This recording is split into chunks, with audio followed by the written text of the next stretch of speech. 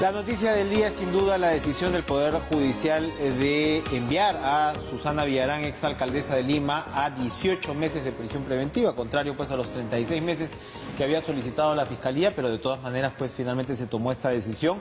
En la mañana se dio la audiencia y el juez rápidamente dijo que hoy mismo a las 3 de la tarde iba a dar a conocer su decisión, porque en principio pues había señalado que este iba a ser el jueves a las 9 de la mañana. Claramente el magistrado ya tenía claros todos los argumentos y bueno, evidentemente pues un nuevo capítulo se abre en el caso Lavajato. La congresista de Fuerza Popular, Milagros Salazar, se encuentra con nosotros esta noche. ¿Cómo está, congresista? Gracias por estar con nosotros. Buenas noches, Enrique, y a todos los que nos ven. Bueno, ¿cuál es su opinión? Por supuesto, pues esta decisión de la prisión preventiva de Susana Villarán ha tenido reacciones políticas de todo calibre. ¿Cuál es la suya? Bueno, hay dos miradas que podemos entender esta decisión de los 18 meses, ¿no? Si le dan 18 meses es porque ya tienen todos los argumentos en la mesa y los elementos de convicción suficientes para poder elevar la carpeta fiscal y que se proceda a hacer el proceso judicial. Lo que el juez dijo es que los 18 meses deberían bastar no solamente ya para presentar, sino incluso para desarrollar todo el proceso, ¿no? Todo el juicio. Eso fue explícito. Sí, porque ya están todos los elementos, ella se ha allanado porque ya no le quedaba otra alternativa. Y la otra mirada puede ser, pues, no, miren, cómo a una funcionaria pública que ha utilizado el recurso y los impuestos de todos los peruanos para beneficiar a la empresa Odebrecht y a OAS, ¿no? Donde hay un cambio de un beneficio, de un contrato. De 30 años de peaje le suben a 10 a 40 años, ¿no? Con todos estos elementos le dan 18 meses y a Keiko Fujimori, que no ha sido funcionaria pública, que no ha utilizado ni un sol del Estado, le dan 36 meses, ¿no? Entonces miren la disparidad y discrecionalidad que tienen fiscales y jueces. Pero la Fiscalía pidió 36 meses también, en ¿no? hechos diferentes, ¿no? La Fiscalía pidió 36 meses. Ahí están pues sus aliados, ¿no? Porque este es el caso más contundente y que ha estado pues blindada y muy lento el proceso y que ahora frente a estos hechos conocidos en Brasil, lo único que le quedaba pues es allanarse, ¿no? ¿Y por qué no entenderlo desde la otra perspectiva? ¿Por qué no entenderlo desde la perspectiva de que el Poder Judicial de repente está diciendo, o ciertos jueces están diciendo 36 meses es mucho? Lo acaba de decir el señor Lecaros, presidente del Poder Judicial, que ha tenido un entredicho incluso con los fiscales a propósito de esto. Y bueno, y poder asumir que se van tomando ciertos correctivos. En este caso. Bueno, en el Poder Judicial está bien, pero yo te digo de la Fiscalía, ¿no? La Fiscalía ha tenido el tiempo suficiente con todos los elementos para poder ya elevar la carpeta, pero sí ha demorado tanto. Y será pues porque tiene todos los aliados, los actores, la ONG, porque ella ha sido parte de la ONG y de él, ha sido parte de... es fundadora. Fundadora. Entonces, ¿dónde está Gorriti? ¿Dónde está Carlos Rivera? No se pronuncia nadie ahí. Nos indignan. ¿Dónde están las marchas? Carlos Rivera salió a declarar, absolutamente salió a declarar nada. su decepción total. Sí, pues, pero, o sea, mira la forma, ¿no? Ahora, ustedes están esperando la casación de Keiko Fujimori. Ahí hay dos puntos, ¿no? O sea, por un lado hay una casación que tiene que resolverse, se supone, en la Sala Penal Permanente de la Corte Suprema, que dirige César San Martín. César San Martín se ha inhibido, ¿no? Por la historia o por lo que fuera, y por un incidente en particular con respecto a Keiko Fujimori, y la Fiscalía al mismo tiempo pide que uno de los 4 jueces que quedan, que es Aldo Figueroa, se inhiba también porque él votó a favor de la famosa casación de César Inostroza sobre el lavado de activos, sobre la cual también tuvo que ver el señor Rodríguez Montesa, fiscal supremo. Entonces la Fiscalía de Lavajato está pidiendo que no vaya ni el fiscal supremo al que le corresponde defender la posición del Ministerio Público, ni que esté el juez Aldo Figueroa. Y por otro lado, el Ministerio Público ha pedido como tal que antes de esta casación se dé un pleno casatorio en la Corte Suprema para definir los criterios de la prisión preventiva. ¿Qué están esperando ustedes con respecto a este proceso relacionado con Keiko Fujimori? Sí, nosotros respetamos la independencia de los poderes. Este proceso judicial de Keiko Fujimori es llevado por sus abogados. Nosotros no tenemos ninguna interferencia, no opinamos absolutamente nada y conocemos lo que todos conocen a través de los medios. No opinamos, no metemos, no discutimos, no es agenda de bancada, no corresponde. Ella siempre ha dicho que sus procesos son personales y los abogados lo van a hacer. Y así también debe ser el fiscal, pues, pero tú ves que el fiscal Vela y Domingo Pérez le gusta meterse donde no los llaman, ¿no? Y ellos creen tener la razón, y lógicamente, pues porque están empoderados y respaldados por el presidente Martín Vizcarra, porque él es su padrino, y la madrina, pues, es Ábalos, ¿no? Pero que ellos usted... hacen y deshacen, opinan, ellos sí tienen la capacidad, pero no me acaba de decir que hay separación de poderes. No, yo lo que juzgo es que ellos sí tienen la capacidad de descalificar, pero nadie puede descalificarlos a ellos. Nadie puede opinar en contra de ellos, porque ellos inmediatamente llaman a sus padrinos. Eso no se puede permitir. Así que ellos lo que tienen que hacer es trabajar en la fiscalía, apegado a los procesos, y respetar la autonomía del Poder Judicial. Pero permítame insistir, ¿por qué contaminar el debate con esto de los padrinos? O sea, ¿no se supone que hay separación de poderes en el Perú? Es que... O sea, porque si es que decimos pues que entonces el Ejecutivo, bueno, no sé, hemos pasado desde el suicidio de Alan García, la prisión de Pedro Pablo Kuczynski, efectivamente el caso de Keiko Fujimori, de repente algunos dirían que Susana Villarán podría tener algún tipo de, no sé, no cercanía, pero de repente puntos de contacto con el gobierno actual, y mire usted, también presa. PPK la apoyó en el no, recuerda, fue activo. Así que ahí están las relaciones que ellos han tenido.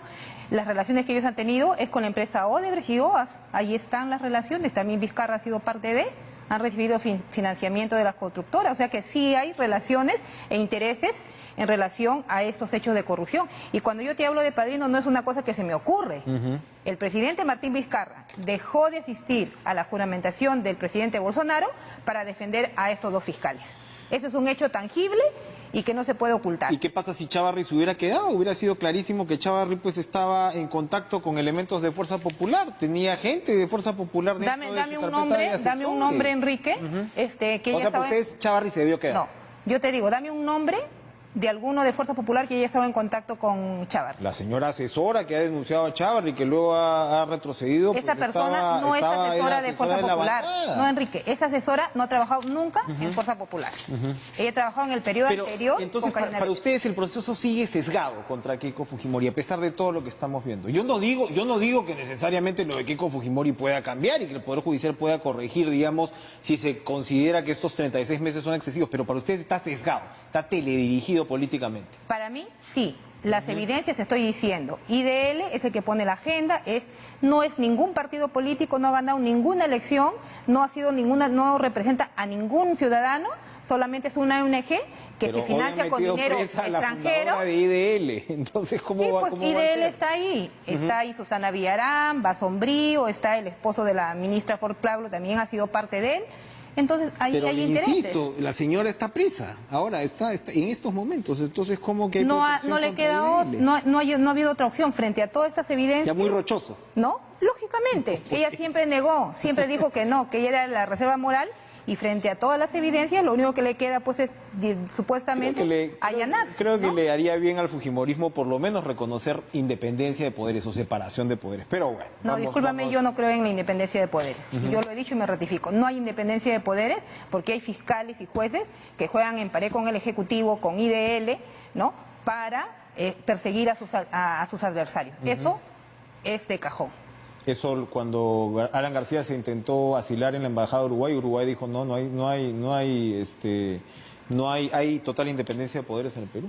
O sea, hay una comunidad internacional que son también presiones que reconoce se dan en su momento. Yo no he seguido las particularidades, pero yo sí veo un claro sesgo en relación a Fuerza Popular y todos los partidos que se han aliado y que dicen supuestamente que han sido la reserva moral de nuestro país. Mira lo que están terminando. ¿A quiénes apoyaron la izquierda? ¿A quiénes apoyaron los actores? No fue a Toledo en su momento, no fue a Ollantumala en su momento, no fue a PPK en su momento. Sin duda y mira ahora, todos los que apoyan supuestamente a la reserva moral, mira cómo terminan. Es momento de esos actores embarrados de tomar de corrupción. aceite de ricino, ¿no? Ahora mismo, pero por eso digo, toda la clase política se ha visto prácticamente afectada. Vamos a cambiar de tema porque no nos queda tanto tiempo y vamos a poder abrir la cancha. El tema de las reformas políticas, congresista Salazar. En los últimos días también se ha visto un reclamo por parte del Ejecutivo, le ha respondido la señora Bartra, ¿no?, de manera bastante, digamos, severa. También hemos escuchado a la señora Aramayo también responderle hoy a Patricia Donaire en la comisión del caso. ¿Usted cree que efectivamente se pueda llegar a una reforma política que se le pueda mostrar a la ciudadanía o no vamos a ir por ahí? Mira, Rosa Bartra en la Comisión de Constitución ha hecho un buen trabajo. Digan lo que digan, más allá de los dichos están las evidencias. Que se han aprobado los proyectos en las fechas correspondientes. El caso de justicia, ¿no? Se ha cumplido los cronogramas y está trabajando. Y ella no lo está trabajando recién, lo está trabajando, ya son seis sesiones que han tenido y sigue trabajando. Y yo estoy segura que se va a cumplir con el cronograma y los compromisos que les corresponde propios del Congreso. Hay expertos que señalan que este tema y ahora lo decía la propia, por ejemplo, Patricia Donaire, pero también expertos en la materia, que señalan que esto de irse por el lado del código electoral, pues nos va a tomar muchísimo tiempo cuando ya tienes los proyectos puestos sobre la mesa. Usted reitera entonces que Rosa Bartra está aplicando una metodología correcta para sacar a cabo adelante. Sí, está trabajando, lo importante es que haya consensos, que todos asistan a las comisiones para que opinen con conocimiento, porque a veces, por ejemplo, Meléndez, que es uno de los primeros que le gusta tuitear, no asiste a las sesiones de la comisión y tiene la cara de opinar. Entonces yo creo que el que opina debe participar en la comisión, para que tenga conocimiento de todo el debate y no desinforme a la ciudadanía. El tema de Daniel Salaverry también ha dicho, bueno, lo que ha pasado en España con el juez César Inostroza se está pagando la factura de la decisión del Parlamento de no incluir como parte de organización criminal a los otros involucrados. ¿Qué opina al respecto? Bueno, él lo que quiere es confrontar, no vamos a caer en su juego, pero él muy bien ha aprendido lo que ha hecho Martín Vizcarra, ¿no? Cuestiona Fuerza Popular y vas a tener réditos políticos y vas a tener un like. Entonces, por like, él simplemente ataca a Fuerza Popular. Yo le recuerdo a Daniel Salaverry que en su momento, cuando él habla de los chats, él ha sido vocero. Él ha sido vocero en la época de los chats. Pero también es responsable él, ¿no? Y él en ese momento, él es presidente del Congreso, donde a él le corresponde defender la imagen y la institucionalidad del Congreso. No hay forma que Fuerza Popular vaya a apoyar una reelección de Salaverry, ¿no? O de parte de Fuerza Popular. ¿Cómo ve usted esa cancha? Ya se está hablando de Juan Cheput, de Vitocho García Belaúnde, de Úrsula Letona, se me escapa un nombre por ahí. ¿Quién más está? Rosa Bartra, ¿no? Se está hablando como bueno, yo tengo posibilidad de entendido, Fuerza Popular. sí. El tema, la apuesta es alguien de Fuerza Popular o alguien que pueda hacer pues una carta con la cual se pueda negociar, digamos, con Nosotros Cheput nunca, o García Belaúnde. hasta ahora no hemos hablado ni está en agenda lo de la mesa, porque tú sabes que el mismo día se decide la mesa directiva, ¿no? Ahí estará pues desesperado algunos de querer repetir el plato, ¿no? Algunos pero todavía no hay nada dicho, no estamos nosotros interesados en ese tema. El tema, uno en el Congreso es la reforma política, el contenido de los textos educativos, el paro agrario que casi los medios no lo han coberturado, que es tan importante, el paro agrario, el problema de la salud en nuestro país, mejorar y disminuir la brecha de la informalidad. Esos son los temas que tenemos que tocar. ¿Qué pasó con las bambas, no? Esos temas, la inseguridad ciudadana. ¿Qué pasa con eso? O sea, ¿esos no son temas importantes? ¿El tema importante es salir a criticar a Fuerza Popular? Ahorita vamos a tener otra conversación sobre el tema del paro horario. Ayer estuvimos con la ministra también del rubro. Yo quería preguntarle sobre otro tema que les ha interesado mucho en Fuerza Popular y a usted particularmente, que fue el tema de la educación. Usted impulsó la interpelación de la ministra Flor Pablo. ¿Cuál fue su sensación al final? Se habló que en un momento pues podía haber una moción de censura, eso ya no se está discutiendo, puede haber todavía ello. ¿Cómo observa ese proceso educativo? Sí, la dinámica en el Congreso, tú ves que viene una y otra. Sí. Yo estoy abocada a la comisión de investigación que nos ha encargado el Pleno. Para mí, mi opinión personal es que la ministra no respondió las preguntas que le hicimos. Y no solamente en la interpelación, sino también en la Comisión de Educación. No ha dicho quiénes son los nombres, no ha dicho qué editores, no ha dicho qué procesos administrativos, no ha dicho si los ha separado, si los ha removido, no ha dicho absolutamente nada. Y luego cuando dice yo he elevado una denuncia a la Fiscalía, sí, pues ese es solamente para quedar bien, entre comillas, porque ha dicho a los que resulten responsables. O sea, ¿qué quiere decir eso? A nadie. O sea, sí ha dicho que ha separado a 2, a 3, a 4 personas que tienen responsabilidad en la elaboración de los textos, entonces que los ponga, ¿no?, en la Fiscalía con nombre y apellido, que los denuncie con nombre y apellido. Pero simplemente ha dicho a los que resulten responsables. O sea que a nadie. Pero pues, tiene que haber pues, un procedimiento antes, ¿no? Porque si no, Pero pues, si ella ha separado, ella dice que ha separado a personas que han sido responsables, dentro del ministerio. entonces tienen que ser investigados para descartarlo, ¿no? Ahora, este grupo de trabajo de expertos independientes va a presentar las recomendaciones, ¿no?, sobre los puntos controversiales de los textos en los próximos días. Al respecto, ¿qué opinan? Bueno, mira, estas denuncias de estos contenidos curriculares no son de ahora, vienen desde mucho tiempo atrás, desde el 2002 y un poco más, donde cada vez han estado introduciendo estos contenidos, hay errores y sesgos, tanto en identidad nacional, en ejercicios, en ejemplos, en ortografía, o sea que no es de ahora. Pero sin embargo, no han tenido ningún interés de transparentar esa información y el presupuesto se ha tirado en asesorías, en revisores que al final no han justificado, y es por eso que se está realizando una investigación en esta comisión para transparentar lo que nosotros queremos. Personalmente yo te hablo como Milagros Salazar, yo no tengo la intención de hablar de ideología o de enfoque. Yo lo que tengo la intención y el interés, por encargo de la ciudadanía, es saber quiénes son los responsables de esta elaboración de textos. ¿Quiénes son los responsables que se han beneficiado de las consultorías y las asesorías? Porque el presupuesto de todos los peruanos se está yendo en las famosas asesorías. O sea, no invierten ningún sol, pero tienen, ¿no?, se revierte una cantidad ingente de dinero para estos consultores. Y la calidad de los textos deja mucho que desear, ¿no? Bien. Gracias, Milagros Salazar, por acompañarnos. Gracias, Enrique. Esta noche vamos a ir a una pausa y regresamos con el tema de Susana Villar. No sé.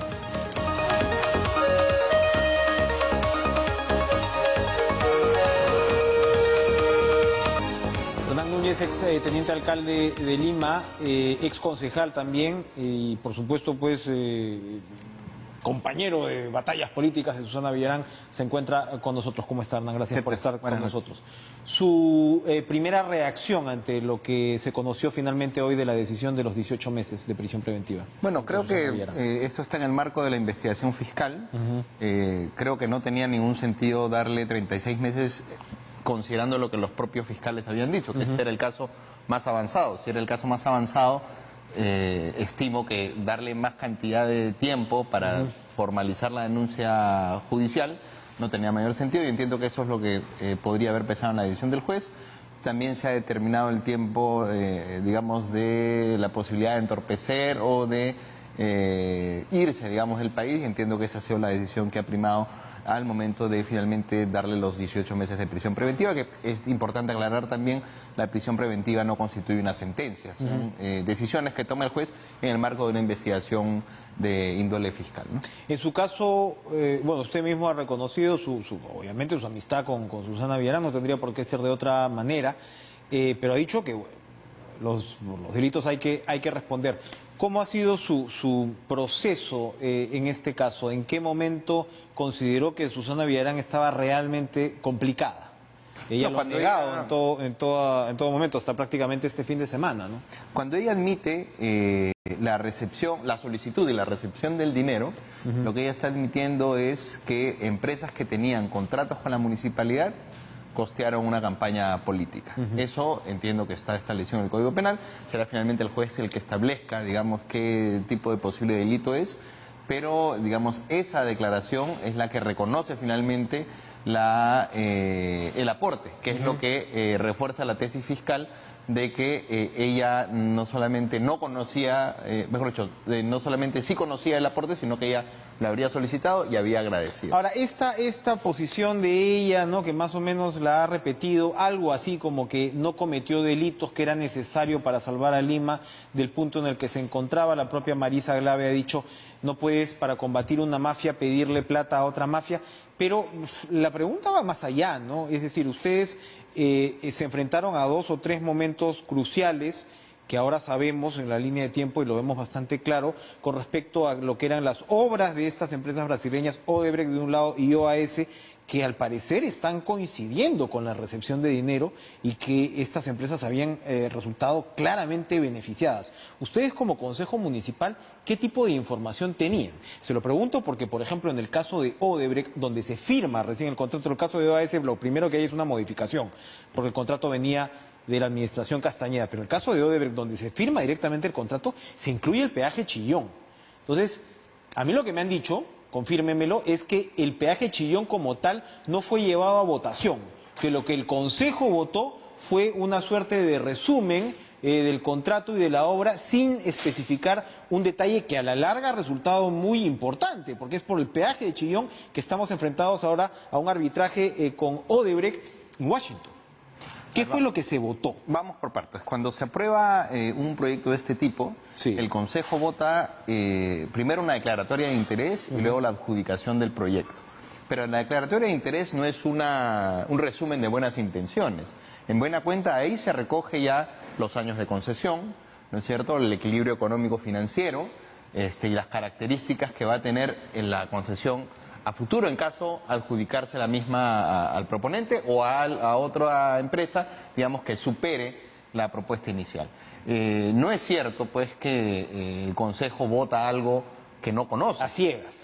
Es más, la ordenanza que aprueba las iniciativas privadas establece que el contrato no puede ir más allá de lo que apruebe el Consejo. El contrato, claro, establece cuestiones técnicas como cuál va a ser el ancho de la rampa, la longitud del paso. Entonces sí se sabía que se iba a incluir el peaje de Chillón. Se aprueba el equilibrio económico-financiero. Si el peaje de Chillón no altera el equilibrio económico-financiero, está en el marco de lo que aprueba el Consejo. Es decir, que haya un peaje adicional no hace en sí mismo que haya un beneficio contractual. Efectivamente hay ganancia para quien invierte, eso es la ley de la inversión privada.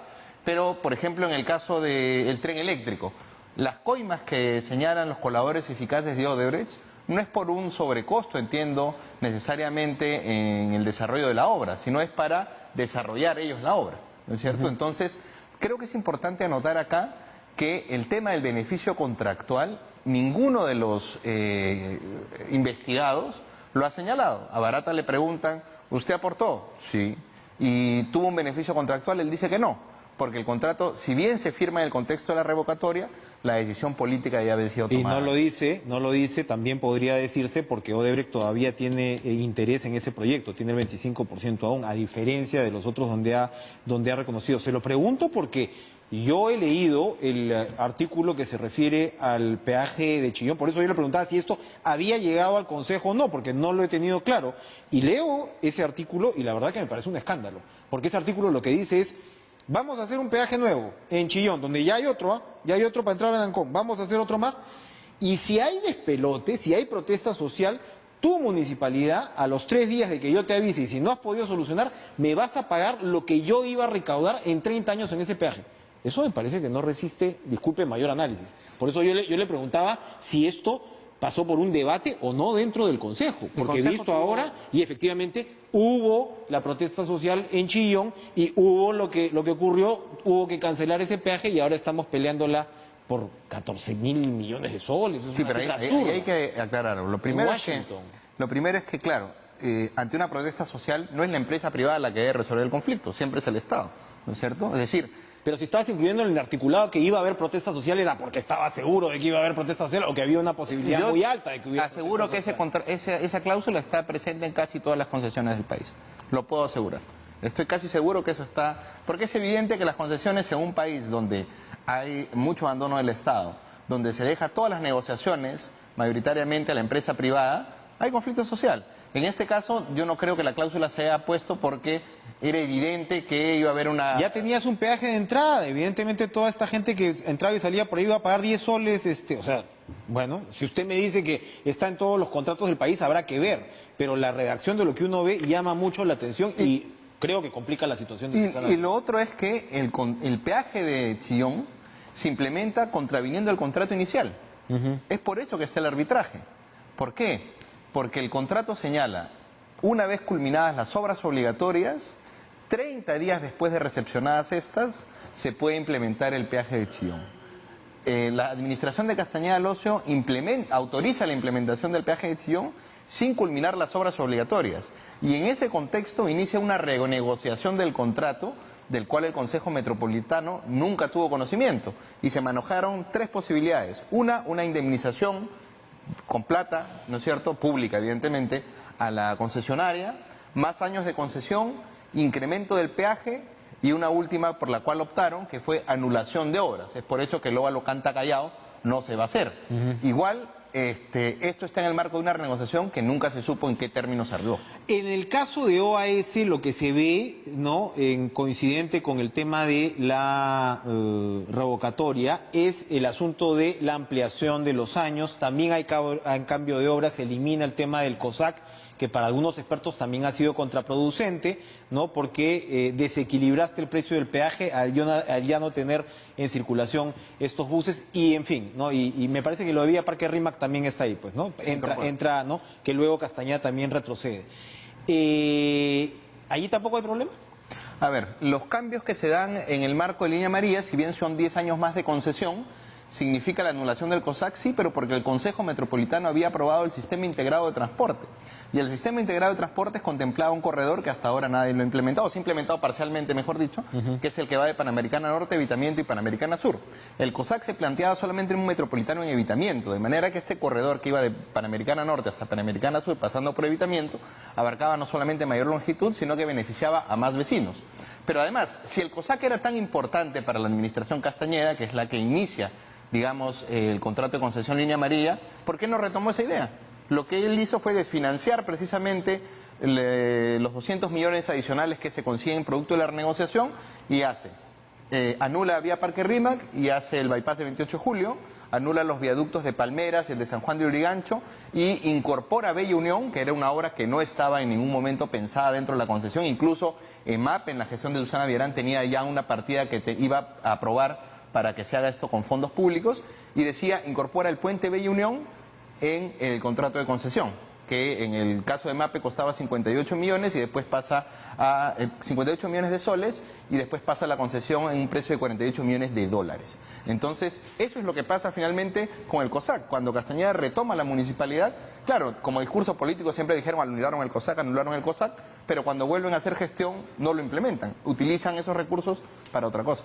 Claro, Castañeda tiene su propia controversia y eso se verá en su momento. Hay un par de investigaciones fiscales abiertas, pero volviendo al tema de la administración Villarán, se suponía que Vía Parque Rímac se iba a comenzar a realizar cuando el fideicomiso que se tenía, ¿no?, planteado allí tuviera 300 millones de soles. Ese fideicomiso nunca tuvo más de 69 millones de soles. ¿No hay corrupción ahí? ¿No les llamó la atención en ese momento? Vía Parque Rímac iba a ser, es cierto, y nunca se ha negado, el inicio, digamos, de la recuperación y la creación de un gran parque de Lima. Ese fideicomiso es adicional, digamos, a lo que se consigue en el marco de la renegociación. Se consiguen 200 millones de dólares más de inversión y el fideicomiso de Vía Parque Rímac, que además significaba la reubicación de la comunidad Chipío Coniva que estaba en Cantagallo. Eso tenía que hacerse además en el marco del Plan 2035, que para recuperar toda esta parte y generar un espacio verde, que iba a ser el más grande de la ciudad, necesitaba obligatoriamente el concurso del Gobierno Nacional. Y el Plan 2035 avanzaba con obras del Gobierno Nacional, obras del Gobierno Metropolitano y los gobiernos ¿Pero por qué distritales. no hubo plata en el fideicomiso? Se habían comprometido a tener 300 millones de soles para iniciar las obras, ¿o me equivoco? Y No, el fideicomiso- tuvieron 69 millones o 70, y esto terminó en el también cuestionado bypass de 28 de julio. Pero como le digo, esa es otra historia. ¿Qué pasó con ese fideicomiso? Hasta donde yo entiendo, el fideicomiso siempre fue firmado por 69 millones. Tanto es así que las dos adendas que vienen posteriormente, el 2015 y el 2016, si mal no recuerdo, ya en la gestión Castañeda, dicen el fideicomiso de 69 millones pasa al bypass y los dos viaductos van a Puente Bella Unión. Le hago la última pregunta porque se nos terminó el tiempo. El tema, este último aporte que se revela de 4 millones de dólares para la campaña de la reelección, ¿qué intercambio al parecer habría habido? Porque estamos hablando de 7 millones de dólares que habría aportado OAS. ¿Usted tampoco ve no tiene ninguna sospecha sobre la línea de tiempo del proyecto? Eso es un aporte, ¿no es cierto?, que podría interferir o haber, digamos, interferido en alguna decisión última de la administración.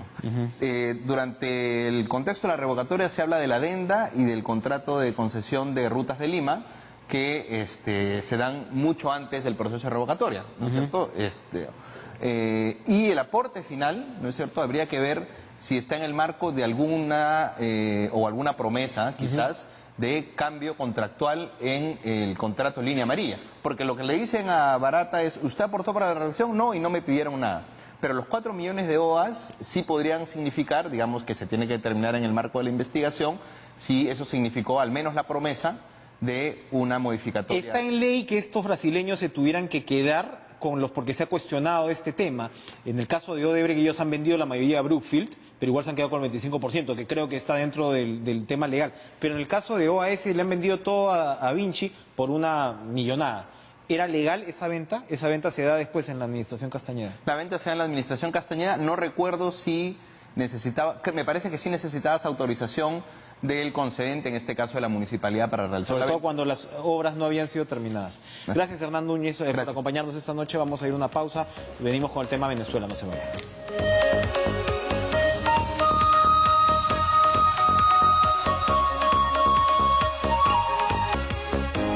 Una nueva jornada de tensión se vive en Venezuela y el internacionalista Farid Cajat, de la casa, por supuesto, le estoy dando la bienvenida de nuevo a estos estudios. Farid, gracias por estar con nosotros. Viene a compartir su perspectiva al respecto. ¿Qué podemos decir en este punto de lo que ocurre en Venezuela? Bueno, yo he dicho en más de una ocasión que yo creo que, dado que la oposición no ha logrado quebrar la unidad de mando en las Fuerzas Armadas, y me parece difícil creer que lo vaya a lograr en el futuro, la única alternativa es una negociación. La oposición puede esgrimir con razón el hecho de que los intentos anteriores de negociación parecieron intentos del gobierno por dividir a la oposición y lograr que amaine la presión internacional, argumentando que en tanto las partes estaban negociando no cabía ejercer mayor presión sobre el gobierno venezolano. Si bien eso es así, coincido con la crítica de la oposición de que el gobierno no negoció de buena fe en el pasado. Las circunstancias han cambiado lo suficiente, en mi opinión, como para, en la eventualidad de que se plantee una negociación, que creo sería lo más deseable, esta sea más fructífera que en el pasado. Sobre todo porque no solo la economía ha colapsado respecto a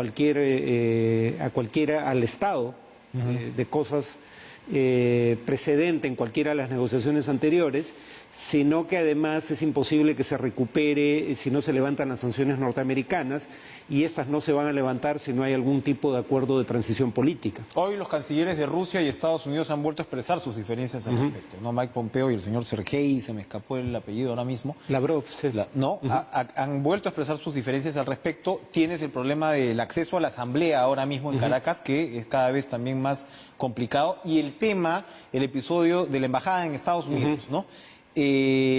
Claro, entonces llevar a cabo estas negociaciones en medio de tantos focos de tensión, como que no llegas a un punto, o es posible que la negociación vaya avanzando de manera silenciosa, si se quiere, y nos den una buena sorpresa en cualquiera de estos días. A ver, la buena noticia es que el Grupo de Lima finalmente ha tendido puentes hacia Cuba y hacia el Grupo de Contacto Internacional, que es la iniciativa que lideran tanto países de la Unión Europea como países latinoamericanos que no están en el Grupo de Lima,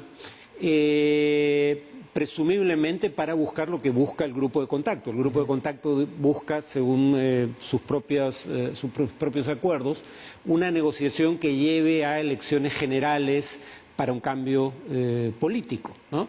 Es explícito en el hecho de que no concibe una transición política que no pase por nuevas elecciones. Creo que ese es el escenario ideal. Y lo peor que le podría pasar a Venezuela, en mi opinión, es más bien quedar atrapada en este contexto de reverdecimiento de las hostilidades más propias de la Guerra Fría entre Estados Unidos y Rusia.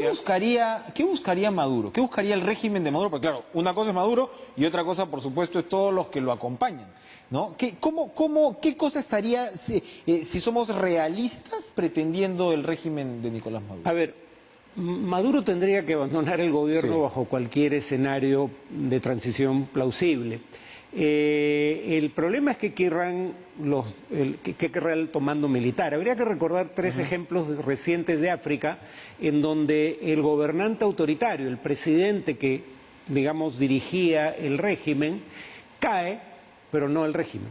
O sea, los militares y en general el entorno del viejo gobernante siguen en control de la situación. Es una figura muy compleja. Sí, y es muy difícil deshacerse de eso si es que no hay algún tipo de negociación. Zimbabue, Sudán y Argelia. En el caso de Zimbabue parece haberse consolidado un nuevo autoritarismo. En el caso de Sudán, la presión popular parece estar obligando a ceder a la junta militar que asumió el mando. En el caso de Argelia está en un punto intermedio, pero mi punto fundamental es la salida de Maduro no es lo más importante. El punto fundamental es qué buscaría efectivamente el alto mando. Habría que tener en cuenta los cargos que la propia oposición formula contra el alto mando.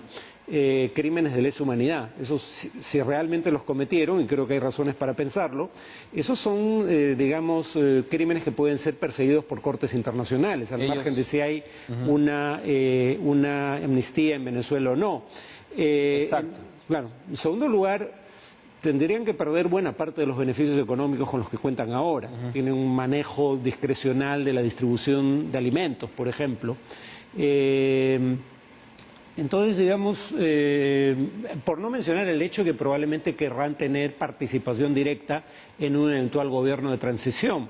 Entonces, es la dinámica de toda negociación en estas circunstancias. Hay sapos por tragar. Exacto. ¿No? Hay sapos por tragar en ambos puntos, aunque Si es que la de salida eso no se quiere hablar mucho, claro. Que ninguna negociación viable deja contentas a las partes. Exacto, exacto. Para terminar, Farid, hablabas de Cuba, el papel de Cuba que por supuesto sabemos ha sido tan importante en el mantenimiento del régimen de Nicolás Maduro, y había quienes consideraban una cierta ingenuidad del Grupo de Lima y del Grupo de Contacto para tal caso incluir a Cuba o de alguna manera tratar de persuadir a Cuba de que dé un paso para atrás. No es entonces ingenuo, es fundamental según la línea que tú estás trazando. En mi opinión, si se quiere una solución negociada, o sea, en ese escenario, no si se quiere un derrocamiento del régimen, cosa que se intentó hace unos días y fracasó. Si se quiere una solución negociada, tienen que participar los actores con intereses en el tema y con influencia sobre el proceso. Cuba, todo parece indicar, es uno de ellos. Entonces, no puedes pretender una solución negociada ignorando los intereses de grupos que tienen capacidad de influir sobre los acontecimientos. Muy bien. Farid Cajat, muchas gracias por acompañarnos. Bueno, seguramente estaremos conversando más sobre esta materia. Vamos a ir a una pausa y regresamos con más en Cara a Cara.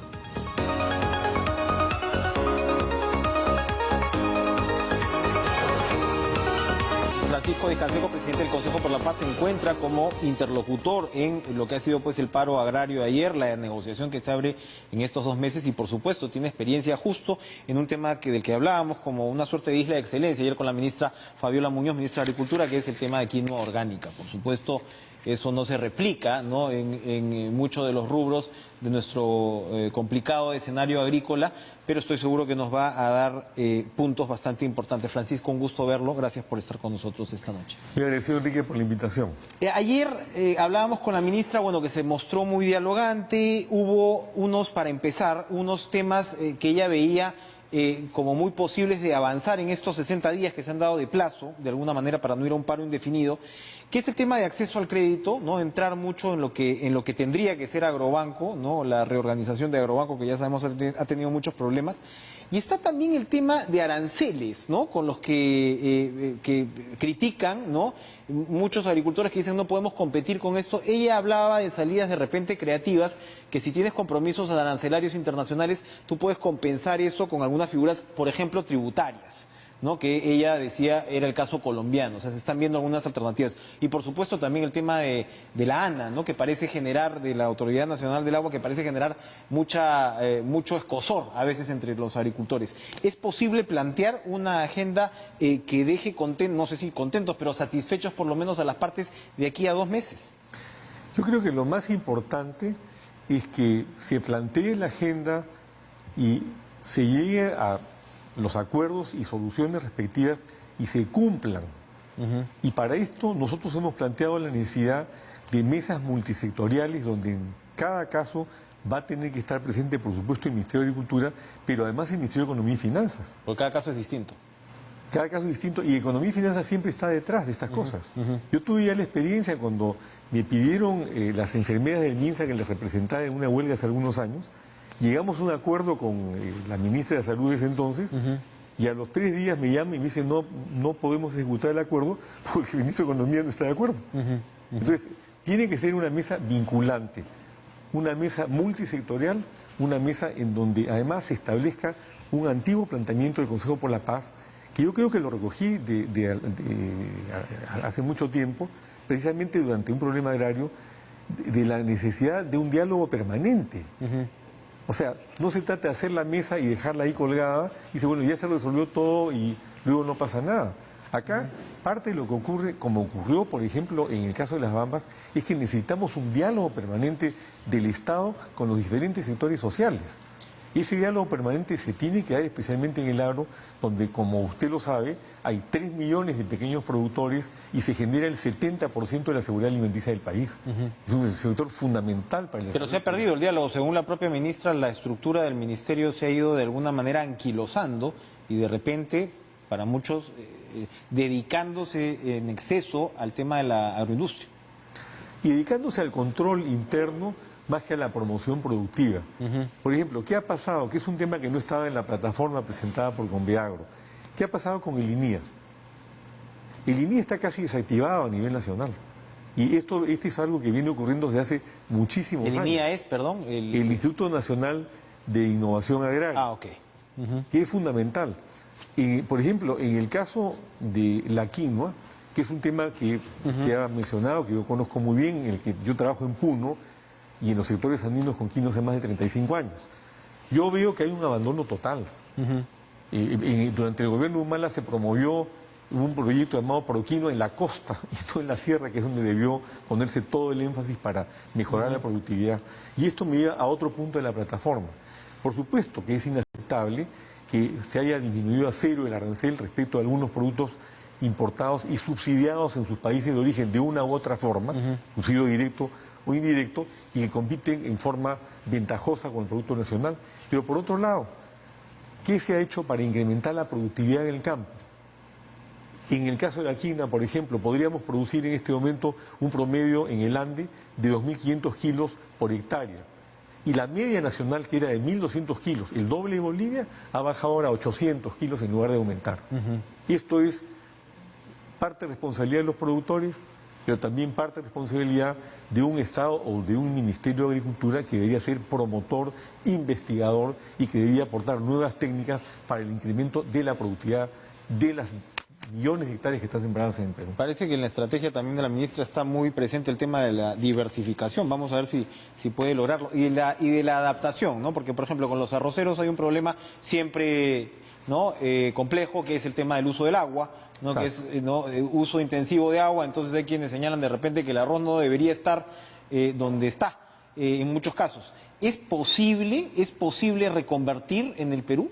Es posible, pero no es algo que se va a sentir en 24 horas. Es lo mismo que ocurre con el café. Hay una grave crisis que viene desde el 2012-2013 con el tema de la roya, con el café, que ha dejado endeudados a muchos productores cafetaleros, y hay que ver la forma de hacer una reconversión y, por supuesto, no de condonar la deuda, pero de repente extenderla a largo plazo y ver la forma de que a través de esa reconversión esos campos generen la utilidad o la rentabilidad necesaria para que ellos puedan llevar una vida digna y también pagar sus deudas. El gremio que está, digamos, en todo caso ya trepado en la plataforma, mejor dicho, el que definió el paro, ¿no? Porque hubo conversaciones previas y de todas maneras el hecho de que Conveagro no fuera, definió finalmente este paro que ha tenido cierta convocatoria ayer. ¿Es monolítico? No. ¿Está unido? No. ¿Cuál es la situación en ese frente? Por ejemplo, de las organizaciones que le han solicitado al Consejo por la Paz que actúe como su interlocutor frente al gobierno, tenemos 8 o 10 juntas de usuarios regionales, de manera tal que no es un gremio unido. ¿Por qué no está unido? Porque yo creo que hay diferentes realidades, diferentes intereses creados, y sí creo, y hago una invocación aprovechando esta oportunidad, para que se unifique el agro, porque los intereses son comunes. No hay discrepancia mayor con la plataforma que se ha presentado. La vía era distinta, ¿no? Yo señalé en su momento que nos parecía inconveniente el paro porque el gobierno ya había dicho que iba a ir al diálogo. Los paros se hacen cuando no hay diálogo o cuando luego del diálogo se llega a un acuerdo y luego el acuerdo es incumplido. Entonces te vas al paro. Yo diría, vamos al paro porque el gobierno quedó en esto y no está cumpliendo. Pero no había nada de eso. Y en cambio un paro genera millones de pérdidas. Recordará usted el paro en la época de Toledo, hubo muertos y una serie de problemas. Felizmente este paro ha sido, me parece, de baja intensidad. Lo cambiaron de indefinido a preventivo y en consecuencia en fin, es una forma de protestar, además constitucionalmente establecida. El tema del acceso al crédito, ¿qué tanto pesa en la plataforma actual de los agricultores? Es importante. Ahora, en los análisis que hemos hecho con nuestros técnicos, esa cifra de 1.500 millones de soles yo creo que no la han calculado bien. Ajá. El estimado es que podrían ser alrededor de 400 a 500 millones para cumplir los objetivos. Pero esto En créditos al pequeño agricultor. Exactamente. Pero previa reestructuración absoluta del agrobanco, que como usted sabe prácticamente está quebrado como consecuencia de créditos que se han... Es que no se halla acumulado agrobanco. a Le dieron créditos a empresas grandes que luego han hecho perro muerto. Y que luego han hecho perro muerto, así es. ¿No? Pero yo me acuerdo, por ejemplo, en la época en que fui diputado, que todos los años se presentaba un pliego para financiar el Banco de Fomento Agropecuario de ingrata recordación, porque nadie le pagaba. O sea, que esto Ya se convertía en una, claro. Claro, entonces yo siempre me opuse y dije, esto no puede ser. Pues, sí se requiere, pero un agrobanco, digamos, dinámico... Que por ejemplo, impulse, estimule la cooperatividad, ese es también otro déficit grande que tenemos. ¿Es importante ese déficit? ¿Hay que superarlo? Hay que superarlo, hay que impulsar a la asociatividad. Yo trabajo muy de cerca, con cerca de 2.000 pequeños productores de quinoa en Puno y en la zona de... ¿Y cómo ha funcionado ese modelo? Funciona bien. ¿Por qué? Porque le genera rentabilidad. Y a mí me ha dado mucho gusto, después de 30 años, ver cómo las casitas con techos de dichu ahora se han transformado en casas de material noble. Pero le genera rentabilidad porque se han asociado, porque tienen acceso al crédito, Así porque es. tienen un manejo profesional de No los tienen recursos. acceso al crédito, tienen un buen manejo. Acá en el Perú, nosotros podemos dictar cátedra de agricultura.